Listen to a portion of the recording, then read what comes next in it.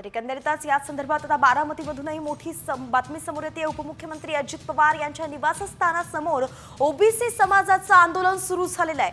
छगन भुजबळ यांना मंत्रिमंडळात स्थान न दिल्यानं ओबीसींच्या वतीने आता आंदोलन करण्यात येत आहे आणि थेट ओबीसी समाजाच्या कार्यकर्त्यांनी बारामती गाठत त्यांनी उपमुख्यमंत्री अजित पवार यांच्या घरासमोर निवासस्थानासमोर आंदोलन सुरू केलंय। हम तुम्हारे साथ हैं। ओबीसी का बुलंद आवाज, ओबीसी का बुलंद आवाज,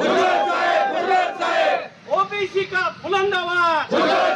ओबीसीचे नेते छगन भुजबळ यांना मंत्रिमंडळातून डावलल्यामुळे आज बारामती येथे उपमुख्यमंत्री अजित पवार यांच्या निवासस्थानासमोर ओबीसीच्या वतीने आंदोलन करण्यात आले आहे। आपण या ठिकाणी पाहू शकता, या ठिकाणी ओबीसी बांधव हे एकत्रित येऊन या ठिकाणी ओबीसी बांधवांचं या ठिकाणी अजित पवार यांच्या बंगल्यासमोर आंदोलन सुरू आहे। या ठिकाणी घोषणाबाजी देखील करण्यात आलेले।